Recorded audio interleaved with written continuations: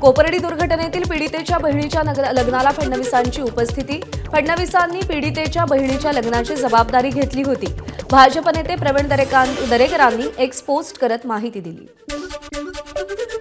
कोपर्डीमधील पीडितेच्या बहिणीच्या लग्नाला मुख्यमंत्री देवेंद्र फडणवीस आणि भाजप नेते प्रवीण दरेकरांनी उपस्थिती लावली। लग्नामध्ये प्रवीण दरेकरांकडून मंगलाष्टका गायन। काल रात्री उशिरा मुख्यमंत्री फडणवीस आणि शिंदेंची वर्षावर बैठक। मंत्रिमंडळ आणि खातेवाटपावर चर्चा झाल्याची माहिती। आज विशेष अधिवेशनाचा शेवटचा दिवस। 288 पैकी 280 आमदारांनी सदस्यत्वाची शपथ घेतली। उर्वरित 8 आमदारांचा शपथविधी उत्तम जानकर, विलास भुमरे, वरुण सरदेसाई, मनोज जामसुदकर, विनय कोरे, जयंत पाटील, शेखर निकम, सुनील शेळके आज शपथबद्ध होणार। राहुल नार्वेकरांची विधानसभा अध्यक्षपदी बिनविरोध निवड। आज अध्यक्षपदाच्या निवडीची प्रक्रिया पार पडेल। महाविकास आघाडी विधानसभेचं उपाध्यक्षपद महायुती सरकारकडे मागण्याची शक्यता। महाविकास आघाडीच्या बैठकीत या संदर्भात चर्चा झाल्याची माहिती। उर्वरित आमदारांच्या शपथविधीनंतर आज 4 वाजता राज्यपालांच्या अभिभाषणाचं आयोजन। त्यानंतर हिवाळी अधिवेशनाचा कालावधी जाहीर होणार। विधिमंडळाच्या कामकाज सल्लागार समितीची आज बैठक पार पडणार। नागपूरमध्ये होणाऱ्या हिवाळी अधिवेशनासाठीचं नियोजन या बैठकीमध्ये केलं जाईल। दिल्लीमध्ये राष्ट्रवादीची पार्लमेंटरी बोर्डाची बैठक होणार। बैठकीमध्ये दिल्ली विधानसभा निवडणुकीच्या अनुषंगानं चर्चा होण्याची शक्यता। पक्षाच्या दृष्टीनं काही महत्त्वाचे निर्णय होतील अशीही शक्यता। काँग्रेस प्रदेशाध्यक्ष नाना पटोले उद्या मार्कडवाडीतल्या ग्रामस्थांची भेट घेणार। तर भाजप आमदार गोपीचंद पडळकर आणि सदाभाऊ खोत देखील उद्या मार्कडवाडीच्या दौऱ्यावर असतील। मार्कडवाडी गाव हे शरद पवार किंवा उत्तमराव जानकरांची मक्तेदारी नाही। पवारांनी उगाच भ्रम पसरवून ईव्हीएमवर खापर फोडू नये। मतांची आकडेवारी ट्विट करत भाजपचे प्रदेशाध्यक्ष बावनकुळेंचं शरद पवारांना प्रत्युत्तर। बीड जिल्ह्यातील राष्ट्रवादी शरद पवार पक्षाच्या 3 उमेदवारांचे ईव्हीएम पडताळणीसाठी निवडणूक आयोगाकडे अर्ज। ईव्हीएमच्या बर्न्ड मेमरी पडताळणीसाठी अर्ज आणि या संदर्भात 45 दिवसात निर्णय घेतला जाईल। महाविकास आघाडीला ईव्हीएमवर शंका असेल तर अमरावतीच्या खासदारांनी राजीनामा द्यावा। बडनेरातून निवडून आलेले रवी राणाही राजीनामा देतील। बॅलेटवर निवडणूक घ्यावी, नवनीत राणांचं महाविकास आघाडीला आव्हान। आपण राजीनामा द्यायला तयार, पण आधी त्यांनी निवडणूक आयोगाकडून लेखी पत्र आणावं की निवडणूक ही बॅलेट पेपरवर होईल। अमरावतीचे काँग्रेसचे खासदार बळवंत वानखेडे यांचं नवनीत राणांना प्रत्युत्तर। इंदापूरच्या तरंगवाडी गावात ईव्हीएमच्या समर्थनार्थ डीजेच्या तालावर मिरवणूक। राष्ट्रवादी युवक काँग्रेसच्या पदाधिकाऱ्यांनी घोड्यावरून ईव्हीएमच्या प्रतिकृतीची मिरवणूक काढली। हिंगोलीमध्ये काँग्रेसच्या वतीनं ईव्हीएम हटाव स्वाक्षरी मोहीम। 800 पेक्षा अधिक नागरिकांनी स्वाक्षऱ्या करत ईव्हीएमवर आक्षेप नोंदवला। आज होणाऱ्या एकीकरण समितीच्या महामेळाव्यावर कर्नाटक सरकारची बंदी। कायदा सुव्यवस्थेचं कारण देत यंदा संमेलनाला परवानगी नाकारली। महाराष्ट्र एकीकरण समिती महामेळावा घेण्याची शक्यता असलेल्या 5 ठिकाणी बेळगाव शहर पोलीस आयुक्तांकडून जमावबंदीचा आदेश। मात्र महामेळावा घेण्यावरती महाराष्ट्र एकीकरण समितीचे कार्याध्यक्ष माजी आमदार मनोहर किणेकर ठाम। अबू आझमी भाजपच्या बी टीम सारखे वागतात। अबू आझमींच्या भूमिकेवर आदित्य ठाकरेंची प्रतिक्रिया। लोकसभा आणि विधानसभा निवडणुकीत जेव्हा ठाकरेंच्या उमेदवारांसाठी समाजवादी पक्षानं प्रचार केला तेव्हा आदित्य ठाकरेंना समाजवादी पक्ष भाजपची बी टीम असल्यासारखं दिसलं नाही का? रईस शेख यांचा ठाकरेंच्या शिवसेनेला सवाल। समाजवादी पक्ष महाविकास आघाडीसोबत असताना ती ए टीम होती, मात्र आता शपथ घेतल्यानंतर लगेच ती बी टीम झाली। आमदार संजय केळकर यांची आदित्य ठाकरेंवर टीका। आदित्य ठाकरे आणि आदिती तटकरेंची विधान भवनात भेट। दोघांचाही एकमेकांशी संवाद। पक्ष स्थापन केल्यानंतर हेतू आणि दिशा लागते। उद्धव ठाकरेंची नाव न घेता मनसेवर टीका। कार्यकर्ते मरमर मेहनत करतात पण त्याला अर्थ नसल्याचंही ठाकरेंचं वक्तव्य।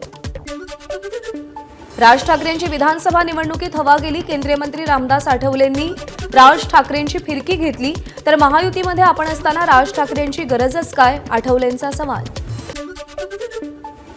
रयत शिक्षण संस्थेची घटना बदलून 1000 कोटी रुपये शरद पवारांनी परस्पर सुप्रिया सुळेंच्या नावानं वळते केले। शिंदेंच्या शिवसेनेचे आमदार महेश शिंदे यांचा शरद पवारांवर गंभीर आरोप। पंकजा मुंडेंनी मुख्यमंत्री फडणवीसांची भेट घेतली आणि मराठवाड्यातील दुष्काळ आणि बेरोजगारीच्या प्रश्नावर दोघांमध्ये चर्चा। मुख्यमंत्रीपदी विराजमान झालेल्या फडणवीसांचं पंकजांकडून अभिनंदन. ईडीनं दाखल केलेल्या मनी लॉन्ड्रिंग प्रकरणी नवाब मलिकांनी दाखल केलेल्या जामीन अर्जावर हायकोर्टात सुनावणी. आज हायकोर्टात मालवण पुतळ्याचा शिल्पकार जयदीप आपटेच्या जामीन अर्जावर सुनावणी. दुर्घटनेनंतर ठाण्यातून फरार झालेल्या आपटेला पोलिसांच्या विशेष पथकानं अटक केली होती. महादेव बेटिंग ॲपच्या मनी लॉन्ड्रिंग प्रकरणात स्टॉक पोर्टफोलिओ ब्रोकर गोविंद केडियाला अटक. ईडीनं कोलकात्यामधून त्याला अटक केली आहे. 100 कोटींच्या मालेगाव मनी लॉन्ड्रिंगचा मास्टरमाइंड गुजरातचा महमूद भगड देशाबाहेर पळाला. ईडीकडून लुकआउट नोटीस जारी. अकोल्यातील अकोट तालुक्यात आरोपीच्या शोधात गेलेल्या अंजनगाव वनविभाग पथकावर दगडफेक. वाघाच्या शिकार प्रकरणाच्या तपासात वनविभागाचं पथक बल्लारखेड इथं आलं असल्याची माहिती. बीडच्या अंबेजोगाईतील शासकीय रुग्णालयातलं बनावट औषधांचं प्रकरण. ठाकरेंच्या शिवसेनेचा आंदोलनाचा इशारा. पुरवठादारांसह संबंधित कंपनी आणि मंत्र्यांच्या चौकशीची मागणी केली. सुषमा अंधारे आज स्वराती रुग्णालयाला भेट देणार. रुग्णालयामध्ये बनावट औषधाचं प्रकरण उघडकीस आल्यानंतर ही भेट. बीडमधील बनावट औषधांच्या रिपोर्टला 1 वर्ष का लागलं? मुख्यमंत्र्यांनी चौकशी करावी. ठाकरेंच्या शिवसेनेचे आमदार सुनील प्रभूंची मागणी. तर मंत्री असताना तानाजी सावंत यांनी कारवाई का केली नाही? प्रभू यांचा सवाल. बारामती नगरपालिकेचे माजी ज्येष्ठ नगरसेवक अशोक देशमुख यांचं हृदयविकाराच्या झटक्यानं निधन. उपमुख्यमंत्री अजित पवारांनी देशमुख कुटुंबियांची सांत्वनपर भेट घेतली. उत्तर प्रदेश सरकारकडून मुख्यमंत्री देवेंद्र फडणवीस आणि राज्यपाल CP राधाकृष्णन यांना कुंभ मेळाव्याचं आमंत्रण. तर उत्तर प्रदेशचे उपमुख्यमंत्री ब्रजेश पाठक यांनी मुख्यमंत्र्यांची भेट घेऊन निमंत्रण दिलंय. नंदुरबारच्या शहादा तालुक्यातील असलोद गावातील दारूबंदीसाठी लढणाऱ्या महिलांचा विजय. मतदान केलेल्या 677 पैकी 612 महिलांचं दारूबंदीसाठी मतदान. दारूबंदीसाठी कौल मिळाल्यानं ग्रामस्थांचा जल्लोष. बांगलादेशमध्ये हिंदू समाजावर होणाऱ्या अत्याचाराविरोधात ठाण्यात हिंदू संघटना एकवटल्या. नौपाडा ते शिवाजी मैदान काळ्या फिती बांधून मूक मोर्चा काढला. आमदार संजय केळकर आणि आमदार निरंजन डावखरे सहभागी. बांगलादेशात हिंदूंवर होत असलेल्या अत्याचाराविरोधात घाटकोपरमध्ये मोर्चा. बांगलादेशातील हिंदूंना संरक्षण द्या मोर्चाद्वारे मागणी.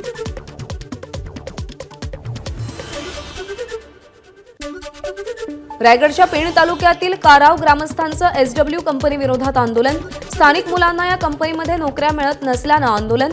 प्रांताधिकाऱ्यांच्या मध्यस्थीनंतर आंदोलन मागे. गुलाबराव देवकरांविरोधात काँग्रेस आणि ठाकरेंच्या शिवसेनेचं आत्मक्लेश आंदोलन. जळगाव ग्रामीणमधून शरद पवारांच्या राष्ट्रवादीतून विधानसभा लढवलेले देवकर अजित पवारांच्या राष्ट्रवादीमध्ये प्रवेश करणार असल्यानं आंदोलन. रायगडच्या नागोठणेमध्ये सिलेंडरचा स्फोट. लीक झालेला सिलेंडर दुरुस्ती करण्यासाठी आलेल्या मेकॅनिककडून काम करताना प्रकार घडला. सिलेंडरच्या स्फोटात 3 जण जखमी. पालघरच्या बोईसर तारापूर औद्योगिक कार्यक्षेत्रातील विराज प्रोफाईल कंपनीला आग. आगीमागचं कारण अस्पष्ट. मात्र ही आग आटोक्यात आल्याची माहिती. पुण्याच्या बावधन परिसरात एका खासगी फोटो स्टुडिओला आग. अग्निशमन विभागाला आगीवर नियंत्रण मिळवण्यात यश. आगीचं कारण अस्पष्ट.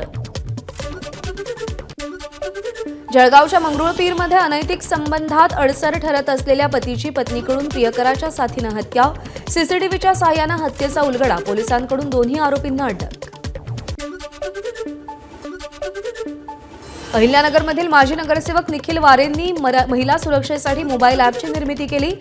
निडली SOS हे ॲप महिला सुरक्षेसाठी उपयोगी. मुंबईमध्ये किमान तापमानात पुन्हा एकदा घट होऊन थंडी वाढणार. पारा 16 अंशांपर्यंत घसरण्याचा हवामान विभागाचा अंदाज. सलग दुसऱ्या दिवशी गोंदिया जिल्ह्यात अवकाळी पावसानं हजेरी लावली. अवकाळी पावसामुळे कापणी केलेल्या धान पिकाला फटका बसणार. तूर पिकासह इतर भाजीपाला पिकांना देखील फटका बसण्याची शक्यता. भंडाऱ्यामध्ये अवकाळी पावसाच्या सरी. या पावसामुळे मळणी केलेल्या धान पिकाला फटका बसण्याची शक्यता. तर गहू, चणा, उडीद, मूग, तूर या रब्बी पिकांना मात्र अवकाळीचा फायदा होणार. लग्नसराई आणि जोडून आलेल्या सुट्ट्यांमुळे खंडेरायाच्या दर्शनासाठी जेजुरीत भाविकांची गर्दी. 1.5 लाख भाविकांनी खंडेरायाचं दर्शन घेतलं. प्रतापगडावरील छत्रपती शिवाजी महाराजांच्या पुतळ्यावर हेलिकॉप्टरमधून पुष्पवृष्टी. शासनाच्या वतीनं शिवप्रताप दिन उत्साहात साजरा. सांगलीमध्ये शिवप्रतिष्ठानकडून अफजल खानाच्या वधाचा दिवस म्हणून भव्य शोभायात्रा काढली. संभाजी भिडेंची यात्रेला उपस्थिती. नाशिक पुणे सेमी हायस्पीड प्रकल्प संगमनेर मार्गावरच होणार. रेल्वे मंत्री अश्विनी वैष्णव यांच्याकडून स्पष्ट. याबाबत नाशिकचे ठाकरेंच्या शिवसेनेचे खासदार राजाभाऊ वाजे यांनी मागणी केली होती. आगामी कुंभमेळ्याच्या पार्श्वभूमीवर यात्रेसाठी रेल्वे प्रशासनाकडून तब्बल 5 कोटींची तरतूद. महाकुंभ यात्रेसाठी 3,000 रेल्वेच्या विशेष गाड्या चालणार, तर प्रवाशांच्या सुरक्षेसाठी 18,000 जवान सज्ज. नोएडा आंतरराष्ट्रीय विमानतळावरती आज पहिलं ट्रायल लँडिंग. आज सकाळी 11 वाजता 2 विमानांचं लँडिंग होणार. चाचण्या यशस्वी झाल्यास एप्रिल 2025 पासून विमानसेवा सुरू होणार. दिल्लीच्या सीमेवर पुन्हा एकदा गोंधळ. आंदोलक शेतकऱ्यांना शंभू सीमेवरच अडवलं. किमान हमीभाव आणि इतर मागण्यांसंदर्भात पंजाब आणि हरियाणातील शेतकऱ्यांनी चलो दिल्लीचा नारा दिला होता. जम्मू काश्मीरच्या गुलमर्गमध्ये जोरदार बर्फवृष्टी. स्की रिसॉर्टमध्ये 6 फुटांपर्यंत बर्फ जमा. बर्फवृष्टीमुळे थंडीतही मोठी वाढ. भारतीय अंडर-19 संघाचा आशिया कपचा अंतिम फेरीत पराभव, तर बांगलादेशच्या अंडर-19 संघानं जेतेपद पटकावलं. शोभिता धुलीपाला आणि नागा चैतन्य यांनी अखेर त्यांच्या लग्नाचे फोटो सोशल मीडियावर शेअर केले.